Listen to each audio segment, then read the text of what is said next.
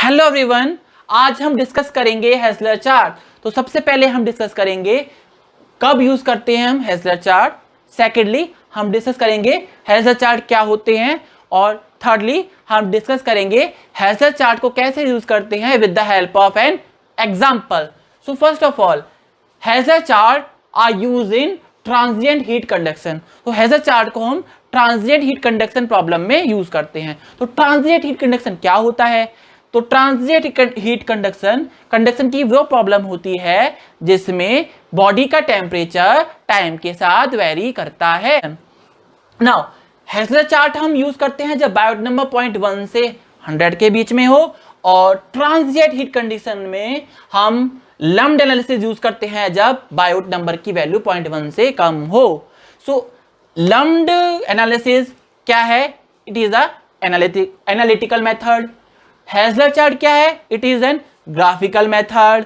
और जब Biot number 100 से ज्यादा और इन्फिनाइट हो तब हम यूज करते हैं ट्रांजिएंट हीट कंडक्शन में न्यूमेरिकल मेथड। तो ट्रांजिएंट हीट कंडक्शन में 3 मेथड होते हैं: lumped, analytical, Heisler chart, graphical and further numerical methods.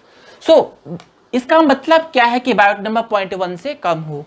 इसका मतलब ये है कि बॉडी का टेम्परेचर टाइम के साथ तो वेरी करेगा बट स्पेस के साथ वेरी नहीं करेगा। सपोज करो ये स्फेरिकल बॉल है जिसका टेम्परेचर 400 डिग्री सेंटीग्रेड है। जब ये फर्नेस में थी, फर्नेस से निकाल के इसको आपने एयर में रखा जिसका टेम्परेचर 40 डिग्री सेंटीग्रेड है।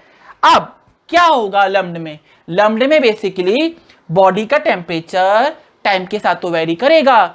अब इस बॉडी का टेम्परेचर 5 मिनट के बाद हो रहा है कितना? 200 डिग्री सेंटीग्रेड।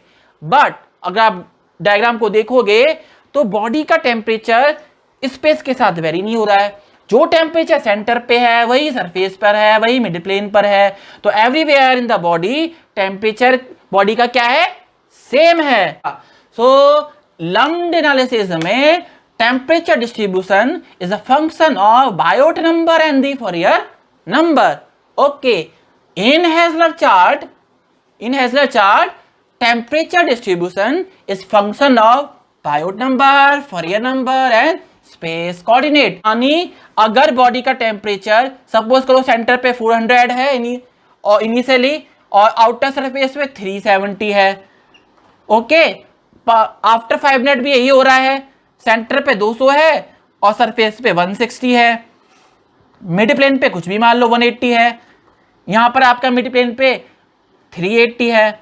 तो यहां पर अगर ऐसा हो रहा है बॉडी का टेम्परेचर जो है टाइम के साथ साथ स्पेस के साथ भी वेरी हो रहा है, तब आप लम्प्ड एनालिसिस को यूज नहीं कर सकते। ओके, तब हम क्या यूज करेंगे? Heisler chart. So in Heisler chart temperature distribution is the function of Biot number, Fourier number and the space coordinate. तो लम्प्ड में आपको पता ही है टेम्परेचर डिस्ट्रीब्यूशन का फॉर्मूला ये गिवन है। सो हम लम्प्ड एनालिसिस को, बायोट नंबर को और फॉरियर नंबर को बहुत डिटेल में पढ़ेंगे एक सेपरेट लेक्चर में। आज हम क्या पढ़ने वाले हैं? हेजलर चार्ट। तो आगे बढ़ते हैं हेजलर चार्ट। तो हेजलर चार्ट में हमारा बेसिकली मोटिव क्या है? किसी भी बॉडी का टेम्परेचर निकालना किसी भी एक पर्टिकुलर पॉइंट पे एट अ पर्टिकुलर टाइम पे। एग्जाम्पल ले लेते हैं एक प्लेट का। है भाई, ये प्लेट है, इस प्लेट का टेम्परेचर इनिशियली क्या है? 800 डिग्री सेंटीग्रेड है। इस प्लेट को हमने डाल दिया एक एयर में रख दिया, फर्नेस से निकाल के एयर में रख दिया है। एयर का टेम्परेचर 40 डिग्री सेंटीग्रेड है। तो टी क्या है यहाँ पे? 800। TA यहाँ पर क्या है बेसिकली इस फॉर्मूले में?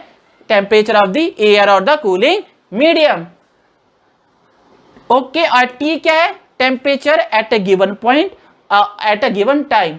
अब सपोज करो 5 मिनट के बाद हम बोले हैं आपसे कि भाई टेम्परेचर निकालो उस पॉइंट पे जो पॉइंट सेंटर लाइन से 100 mm की दूरी पे है।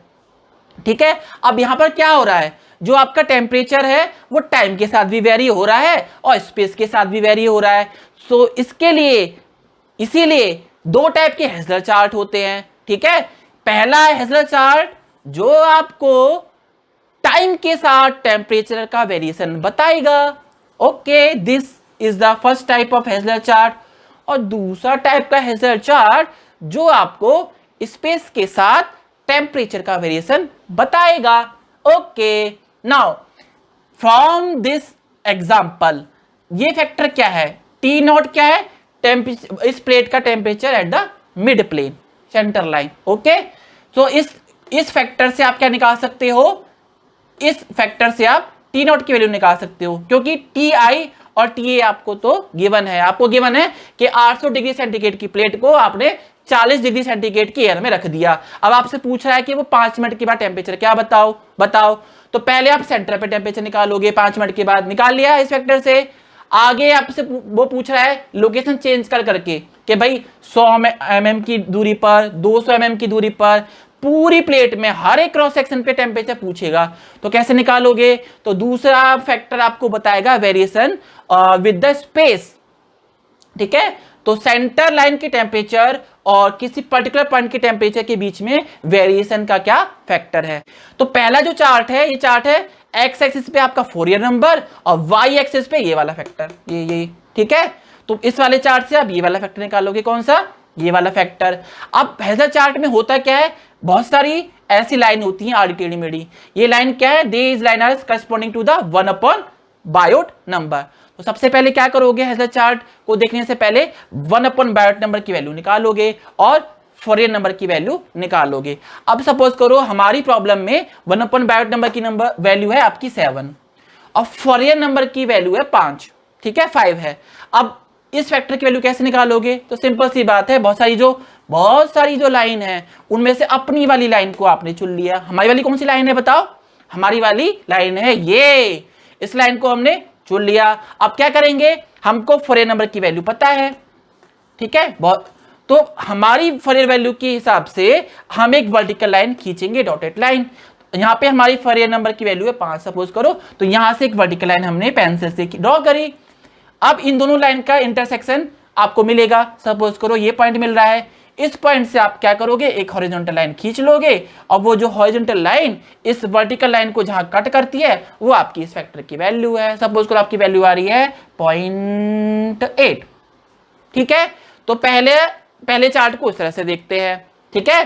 तो आपके सेंटर लाइन का टेम्परेचर पता चल गया, अभी 800 था पहले इनिशियल, उसके बाद ये फैक्टर हो गया, इससे आप टी नॉट की वैल्यू निकाल सकते हो। अब आ गए दूसरे चार्ट हैं। अब आपको इसमें क्या है, इसमें एक्स एक्सिस पे है 1/8 और वाई पर है फैक्टर ये वाला T-TA divided by T not minus TA है। अब इसमें हमको इस फैक्टर की वैल्यू निकालनी है इस वाले ग्राफ से। कैसे निकालोगे, तो सबसे पहले अगेन अपना कर्व चुनोगे, बहुत सारी कर्व है इसमें। कर्व किसकी वैल्यू के अकॉर्डिंग है, x/l। ये क्या बता रहे हैं, आपकी location with respect to the characteristic length. यहाँ पे LC क्या है, कैरेक्टरिस्टिक लेंथ, हमको पहले से ही पता है, हम पढ़ के आए हैं ट्रांजिट हीट कंडक्शन में। फैट प्लेट के लिए जो कैरेक्टरिस्टिक लेंथ होती है वो क्या होती है, थिकनेस का हाफ, L/2। अब हमको निकालना है temperature at a distance, suppose करो at a distance 400 mm from the centre line. हमसे वो कह रहा है कि उस पॉइंट पे टेम्परेचर निकालो जो मिड प्लेन से प्लेट की जो सेंटर लाइन है उससे जो है 400 mm की दूरी पे है, और प्लेट की जो हाफ लेंथ है, यानी पूरा जो प्लेट है उसकी थिकनेस है 1000 mm है, 1000 mm पूरी प्लेट की थिकनेस है। तो L/2 हो गया आपका 500 mm, ठीक है। तो यहां से x/l क्या हो गया, 400 डिवाइडेड बाय 500 यानी 0.8। तो मुझे अपना कर्व मिल गया, कौन सा कर्व है, मैंने बहुत सारे कर्व में से अपना कर्व चुन लिया, ये वाला कर्व है। अब इस कर्व पे अगेन जैसे पहले किया था वैसे करेंगे। 1/8 नंबर की मुझे पता है वैल्यू क्या है, 7 है, तो उस वैल्यू से एक वर्टिकल लाइन खींचूंगा, दोनों लाइन का इंटरसेक्शन पॉइंट मिल जाएगा, उस पॉइंट से मैं एक हॉरिजॉन्टल लाइन खींचूंगा और वो लाइन इस वर्टिकल एक्सिस को जहां कट करेगी उस वैल्यू को वो वैल्यू क्या होगी, हमारे इस फैक्टर की वैल्यू। तो अब हम जो है हेजलर चार्ट पे न्यूमेरिकल को समझने जा रहे हैं। तो according to numerical, a 60 mm thick steel plate having thermal conductivity of 62.6 watts per meter degree centigrade, thermal diffusivity of 0.043 meter square per hour, initially at 440 degree centigrade, is suddenly exposed on both sides to an environment with convective heat transfer coefficient of 235 watts पर metre square degree centigrade. Problem में क्या है, एक plate given है, plate की thermal conductivity और thermal diffusivity given है, plate की थिकनेस आपको 60 mm गिवन है और बोल रहा है कि जो प्लेट है उसका इनिशियल टेम्परेचर 440 डिग्री सेंटीग्रेड है। इस प्लेट को हमने एक ऐसे एनवायरनमेंट में रखा है जिसका जो है टेम्परेचर 50 डिग्री सेंटीग्रेड है और कन्वेक्टिव हीट ट्रांसफर कोएफिशिएंट की वैल्यू 235 वॉट्स पर मीटर स्क्वायर डिग्री सेंटीग्रेड है। बोथ साइड इन्वायरमेंट है इस प्लेट के। ठीक है, आगे determine the centre line temperature and the temperature inside the plate 50 mm from the mid plane after 4.3 minute. अभी क्या पूछ रहा है, ये पूछ रहा है कि सेंटर लाइन पे टेम्परेचर और उस पॉइंट पे टेम्परेचर जो सेंटर लाइन से 15 mm की डिस्टेंस पर है 4.3 मिनट के बाद टेम्परेचर क्या होगा। तो हमको पता है हेज़लर चार्ट में बेसिकली जो ट्रांजिएंट में क्या होता है, टाइम के साथ भी और स्पेस के साथ भी टेम्परेचर वेरी करता है। तो सबसे पहले हमको निकालना पड़ेगा बायोट नंबर। सो बायोट नंबर क्या है, HLC/K। यहाँ पे हमको LC की वैल्यू चाहिए, कैरेक्टरिस्टिक लेंथ, जैसा कि हम जानते हैं वो फ्लैट प्लेट के लिए जो कैरेक्टरिस्टिक लेंथ की वैल्यू होती है थिकनेस बाई 2। सो प्लेट की थिकनेस है आपकी 60, सो आपको L/2 30 mm क्या है आपकी कैरेक्टरिस्टिक लेंथ है। H एंड K की वैल्यू आपको गिवन है, यहाँ से आप बायोट नंबर निकालेंगे। बायोट नंबर की वैल्यू हमारी आ रही है 0.165। जैसा कि हमको पता है कि जब बायोट नंबर की वैल्यू 0.1 से 100 के बीच में होती है तब हम यूज़ करते हैं हेज़लर चार्ट। इट मीन्स इस प्रॉब्लम को हम हेज़लर चार्ट की हेल्प से सॉल्व करेंगे। अब हमको चाहिए बेसिकली, आपको जैसा कि पता है हेज़लर चार्ट में आपको 1 बायोट नंबर की वैल्यू चाहिए होती है और फॉरियर नंबर की वैल्यू चाहिए होती है। तो फॉरियर नंबर है आपका alpha tau upon LC square. Thermal diffusivity alpha की वैल्यू आपको गिवन है, LC आपको पता है, टाउ आपका जो टाइम है वो 4.3 मिनट है, न्यूमेरिकल में गिवन है। यहाँ से आप फॉरियर नंबर निकालोगे 3.4, बायोट नंबर से आप 1 बायोट नंबर निकालोगे। तो पहला जो पार्ट है न्यूमेरिकल का जिसमें हमको सेंटर लाइन पे टेम्परेचर निकालना है, तो हमको पता है ये इसकी वैल्यू हमको पहले फैक्टर से जो हमको हेज़लर चार्ट से मिलेगी। तो पहला जो फैक्टर है T0 minus TA divided by TI minus TA। यहाँ पर हमको TA गिवन है जो आपका 50 है और TI इस प्लेट का इनिशियल टेम्परेचर है जो 440 डिग्री सेंटीग्रेड है। T0 क्या है, इस प्लेट का सेंटर लाइन पे टेम्परेचर आफ्टर 4.3 मिनट। अब इस फैक्टर की वैल्यू अगर हमको पता चल जाए तो हम इस फैक्टर की वैल्यू से हम T0 की वैल्यू निकाल सकते हैं। तो अब हम देखेंगे हेज़लर चार्ट। तो प्रॉब्लम में 1 बायोट नंबर की वैल्यू है 6.6। तो जैसे कि हमने बताया था कर्व में y एक्सिस पे बेसिकली क्या है, ये फैक्टर है T0 minus TA divided by TI minus TA। ठीक है, x एक्सिस पर क्या है, फॉरियर नंबर। तो सबसे पहले हम 1 बायोट नंबर के अकॉर्डिंगली अपनी कर्व को चुनते हैं। तो यहाँ पर बहुत सारी वैल्यू गिवन है 1 बायोट। ओके, ये कर्व सारे 1 बायोट नंबर के अकॉर्डिंग है। हमारा वैल्यू है 6.06। तो हम जो कर्व चुनेंगे इतने सारी लाइनों में से हम इस वाली लाइन को चुनेंगे क्योंकि इस लाइन में 1 बायोट की वैल्यू है 6। तो हमने इस वाली लाइन को चुन लिया। अब सेकेंडली क्या है, फॉरियर नंबर की वैल्यू क्या है 3.4। ओके, तो हम क्या करेंगे, ये फॉरियर नंबर 3 यहाँ पर है तो 3.4 यहाँ पर होगा। तो सबसे पहले क्या करेंगे, एक वर्टिकल लाइन खींचेंगे 3.4 से, ये ग्राफ में बनी हुई है ऑलरेडी। तो इस लाइन का और 1 बायोट यानी 6 इस लाइन का जो इंटरसेक्शन होगा उस पॉइंट को हम नोट करेंगे। तो ये इधर कहीं आएगा, ये ठीक, इस पॉइंट को जो हम लोकेट करें, ठीक है। तो हमारा वैल्यू यहाँ पर आ रही है 0.6। ठीक है, सो T0 minus TA divided by TI minus TA curve से हमारा आ रहा है 0.6। ठीक है,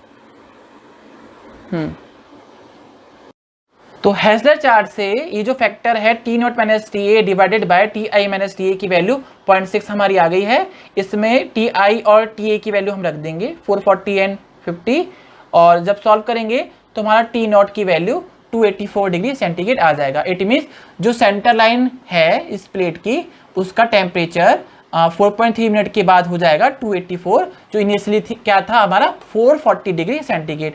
अब हमको सेकंड पार्ट में पूछ रहा है इस पॉइंट की वैल्यू। सो इस पॉइंट की वैल्यू के लिए हमको ये वाला फैक्टर निकालना पड़ेगा, ये वाला फैक्टर, ठीक है। अब जैसे कि हमने प्रीवियस पार्ट में पढ़ा है, इस फैक्टर के लिए हमको दो वैल्यू चाहिए होती हैं। एक तो आपको चाहिए होता है x/LC। सो x क्या है, पॉइंट की जो है distance from the centre line. तो ये जो हमारा पॉइंट है उसकी डिस्टेंस है सेंटर लाइन से 15 mm, तो x है आपका 15 mm, और इसमें LC है आपका कैरेक्टरिस्टिक लेंथ जो आपका 30 mm है। तो ये फैक्टर हमारा हो गया x/LC 0.5। दूसरा हमको चाहिए होता है 1 बायोट नंबर जो हमारा 6 है। सो 1 बायोट नंबर 6 और x/LC 0.5 के लिए अब हम करेक्शन फैक्टर वाले हेज़लर चार्ट से इस वाले फैक्टर की वैल्यू निकालेंगे। तो अब हम देखेंगे कि कैसे करेक्शन फैक्टर चार्ट से हम वैल्यू को डिटरमाइन कर सकते हैं। तो जैसे कि हमको पता है इस दूसरे टाइप के चार्ट में y एक्सिस पर होता है t minus T A divided by T not minus T A factor, okay, और x एक्सिस पर होता है 1 बायोट नंबर, ओके। ये जो लाइन है curve line, they are corresponding to the value of x/LC, ठीक है।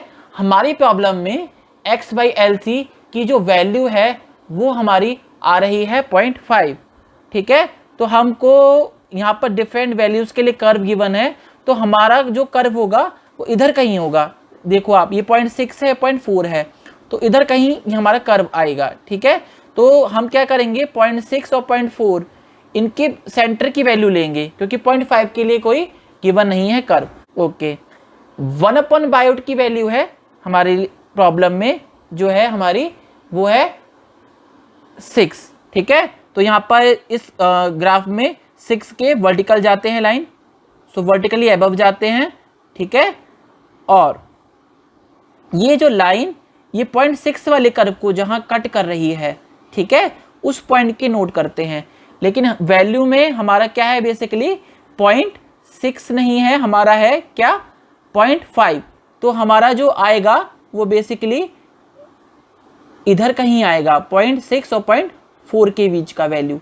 तो हमारा जो वैल्यू है वो इधर कहीं आएगा। इस पॉइंट को हमने नोट कर लिया, इस पॉइंट को हमने नोट कर लिया, ठीक है। ये 0.6 का है, ये 0.4 का है, इसके बीच का पॉइंट। तो हमारा ये जो पॉइंट है आप देख सकते हो, जस्ट इस वाली लाइन के जस्ट ऊपर है, इधर कहीं आ रहा है, ठीक है। तो हमने इस पॉइंट को y एक्सिस पे नोट कर लिया। तो हमारी वैल्यू ये 0.9 है, ये 0.95 है, जस्ट थोड़ा सा 0.9 से 0.95 से ज़्यादा है, तो 0.97 के आसपास हमारी वैल्यू आ रही है। तो हमने जो हेज़लर चार्ट, जो करेक्शन फैक्टर वाले हेज़लर चार्ट है, उससे इस फैक्टर की वैल्यू 0.97 निकाल ली है। सो यहाँ पर हमको टी ए भी पता है, टी नॉट पता है। टी नॉट हम इस न्यूमेरिकल में पहले निकाल चुके हैं, जो सेंटर लाइन का टेम्परेचर है 284 है, टी ए हमारा बेसिकली 50 गिवन है। तो सॉल्व करने के बाद टी की वैल्यू हमारी आ जाएगी, बेसिकली कितनी आ जाएगी, 276.9 डिग्री सेंटीग्रेड। इसका मतलब इस पॉइंट की वैल्यू 4.3 मिनट के बाद हो जाएगी 276.9। तो यहाँ से हम देख सकते हैं प्लेट में with in the space variation हो रहा है। तो 4.3 मिनट के बाद टी नॉट की वैल्यू, सेंटर लाइन पे जो टेम्परेचर है 284 है, और जो इस पॉइंट पे टेम्परेचर है वो आपका 276। सो हम ये लेक्चर यहीं पर समाप्त करेंगे। धन्यवाद।